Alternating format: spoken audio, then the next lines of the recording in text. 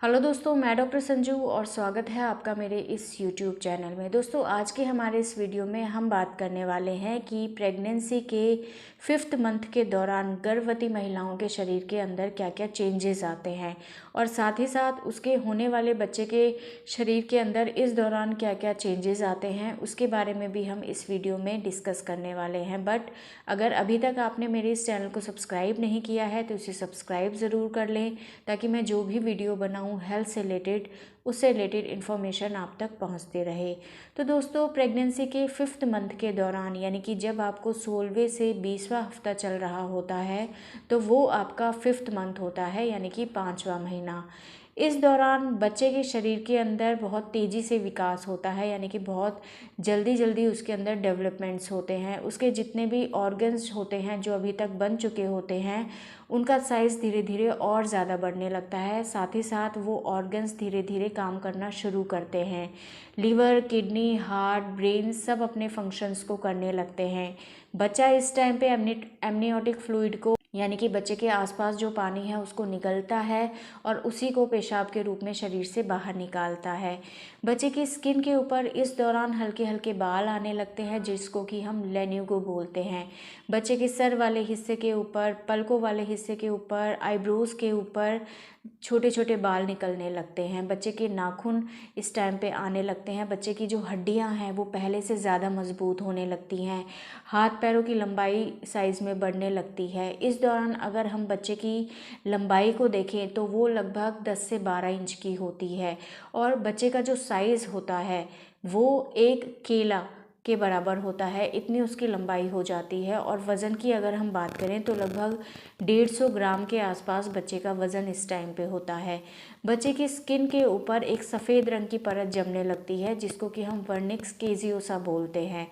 देखा होगा आपने, जब बच्चे डिलीवर होते हैं, पैदा होते हैं, तो उनकी स्किन के ऊपर एक सफ़ेद रंग की परत होती है, जिसको बाद में रगड़ के हटाया जाता है। इसी को हम वर्निक्स कैजियोसा बोलते हैं। ये बच्चे की स्किन को प्रोटेक्ट करने का काम करती है, क्योंकि बच्चा अंदर चारों तरफ से एक पानी से घिरा हुआ होता है, एमनियोटिक फ्लूइड में तैरता रहता है। तो इस एमनियोटिक फ्लूइड से बच्चे की स्किन को प्रोटेक्ट करने के लिए वर्निक्स कैजियोसा बनती है।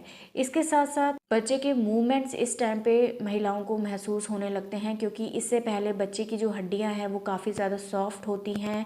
बच्चे के मूवमेंट्स इतने स्ट्रांग नहीं होते हैं कि वो महिला को महसूस हो, लेकिन इस टाइम पे हड्डियां पहले से ज़्यादा स्ट्रांग हो जाती है, हाथ पैरों की लंबाई बढ़ जाती है, बच्चे की लंबाई बढ़ जाती है, जिसकी वजह से बच्चा जब अपने हाथ पैरों को हिलाता है तो वो महिलाओं को अच्छे से महसूस होने लगती है। 5th मंथ के एंड तक आते आते ये जो मूवमेंट्स हैं ये महिलाओं को महसूस होने लगते हैं।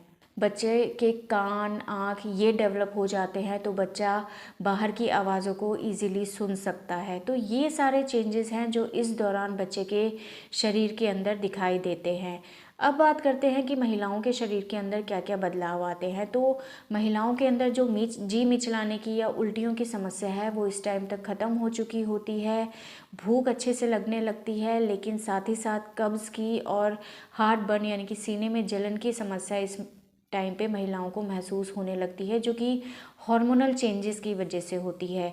बॉडी में ब्लड सर्कुलेशन बढ़ने लगता है, जिसकी वजह से पैरों के अंदर वेरिकोज वेन्स की प्रॉब्लम हो सकती है। पैरों के अंदर नीली नसें दिखाई देती हैं, जिनको हम वेरिकोज वेन्स बोलते हैं। साथ ही साथ ज़्यादा देर बैठे रहने से, ज़्यादा देर खड़े रहने से पैरों के अंदर स्वेलिंग, यानी कि सूजन दिखाई देती है। ब्रेस्ट का साइज़ बढ़ने से, पेट वाला हिस्सा ज़्यादा बढ़ने से, ज़्यादा फैलने से पेट वाले हिस्से पे, ब्रेस्ट की स्किन के अंदर खुजली वाली समस्या महिलाओं को महसूस होती है।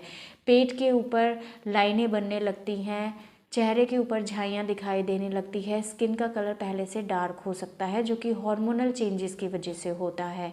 इस दौरान महिलाओं में सांस फूलने वाली परेशानी रहती है, ब्रीदिंग प्रॉब्लम इस टाइम पे आने लगती है। अगर आपका बीपी ठीक है, आपको डायबिटीज़ नहीं है, आपका हीमोग्लोबिन बिल्कुल ठीक है, पहले आपको सांस नहीं फूलती थी लेकिन अब आपको सांस फूलने लगी है, तो ये प्रेगनेंसी की वजह से होता है। इसके लिए आपको परेशान नहीं होना है। साथ ही साथ इस दौरान महिलाओं को कब्ज़ की परेशानी हो सकती है। तो ये कुछ चीज़ें हैं जो कि महिलाओं के शरीर में दिखाई देने लगती है। अब इस दौरान आपको किन चीज़ों का ध्यान रखना है, तो 5th मंथ के दौरान आपको अपना calcium, iron, folic acid in medicine को रेगुलर लेना है। दूसरा, आपको अपने खाने पीने में बहुत ज़्यादा ध्यान रखना है, क्योंकि इस टाइम पे कब्ज़ की या सीने में जलन की समस्या बहुत ज़्यादा होती है। इसलिए आप अपने खाने में फाइबर युक्त चीज़ें ज़्यादा लें, ज़्यादा से ज़्यादा फ्रूट्स लें, हरी सब्जियां आप खूब खाएं, सलाद आप अच्छे से लें, लिक्विड चीज़ें आप ले सकती हैं। बाहर की चीज़ें या बहुत ज़्यादा घी, तेल, मिर्च मसाले वाली चीज़ों का आप परहेज़ करें। बहुत ज़्यादा चाय या कॉफ़ी इस टाइम पे आप ना लें। इस टाइम पे आप अपनी हल्की फुल्की एक्सरसाइज रेगुलर रख सकती हैं। इसके अलावा आप ड्राई फ्रूट्स खा सकती हैं, लेकिन वो आपको एक लिमिटेड अमाउंट में लेना है। सर्दियां अगर हैं तो आप 3 से 4 ड्राई फ्रूट्स ले सकती हैं। अगर गर्मियों का मौसम है तो ड्राई फ्रूट्स को आप जितना हो सके भिगो के खाएं। बहुत ज़्यादा गर्म चीज़ें आपको नहीं खानी है। प्रॉपर रेस्ट लें, प्रॉपर नींद आप लें। हमेशा लूज़ कपड़े पहने, बहुत ज़्यादा टाइट क्लोथिंग आप ना लें। इसके अलावा एक बहुत ज़्यादा ज़रूरी चीज़ है कि इस टाइम पे आपको अपना एक अल्ट्रासाउंड कराना है। इसे हम एनोमली स्कैन बोलते हैं या सेकंड लेवल स्कैन भी बोलते हैं, क्योंकि इस टाइम पे बच्चे के जितने भी ऑर्गन्स होते हैं वो पूरी तरह से डेवलप हो चुके होते हैं, काम करने लगते हैं। तो अगर इस दौरान कोई भी हमें स्ट्रक्चरल यानी कि बच्चे के शरीर में अगर किसी तरह की कोई बनावट में प्रॉब्लम है, कोई स्ट्रक्चरल एबनॉर्मेलिटी है या कोई क्रोमोसोमल एबनॉर्मेलिटी है, तो उसको हम इस टाइम पे बहुत ईजीली डिटेक्ट कर सकते हैं। और अगर आपने पहले के अपने कोई भी अल्ट्रासाउंड नहीं कराए हैं तो ये अल्ट्रासाउंड आपको कराना बहुत ज़्यादा ज़रूरी है, क्योंकि अगर कोई भी डिफ़ेक्ट हमें बच्चे में दिखाई देता है जिसकी वजह से बच्चा आगे सफ़र कर सकता है, पैदा होने के बाद अगर उसको किसी वजह से कोई सीरियस प्रॉब्लम रहती है, तो हमें इस अल्ट्रासाउंड को कराने से उस चीज़ का पहले ही पता चल जाता है। और अगर वो चीज़ ट्रीटेबल है, उसका इलाज किया जा सकता है, तो हम उसके अकॉर्डिंग फिर आगे की प्लानिंग करते हैं। लेकिन अगर हमें लगता है कि वो चीज़ ट्रीटेबल नहीं है और उसकी वजह से होने वाले बच्चे की जान को खतरा है या माँ की जान को खतरा है या बच्चा आगे चल के एबनॉर्मल पैदा हो सकता है, तो ऐसे बच्चे को फिर हम टाइम रहते अबॉर्ट कर सकते हैं। क्योंकि एमटीपी एक्ट के अकॉर्डिंग अगर 20वें हफ्ते तक आपके बच्चे में किसी तरह की कोई एबनॉर्मेलिटी दिखाई देती है जिसकी वजह से बच्चा अगर आगे एबनॉर्मल रहता है या उसकी जान को खतरा रहता है या माँ की जान को उसकी वजह से कोई खतरा रहता है, तो गवर्नमेंट ने ये अलाउ किया हुआ है कि आप 20 हफ्ते तक अपना अबॉर्शन करवा सकते हैं, यानी कि ऐसे बच्चे को आप अबॉर्ट कर सकते हैं। लेकिन अगर ये चीज़ आपको बाद में पता चलती है, यानी कि 20 हफ्ते के बाद आप अल्ट्रासाउंड कराते हैं और अगर बच्चे में किसी तरह की कोई एबनॉर्मेलिटी निकल के आती है, तो फिर ऐसे बच्चे को आपको डिलीवर करना पड़ता है, आप उस बच्चे को अबॉर्ट नहीं कर सकते।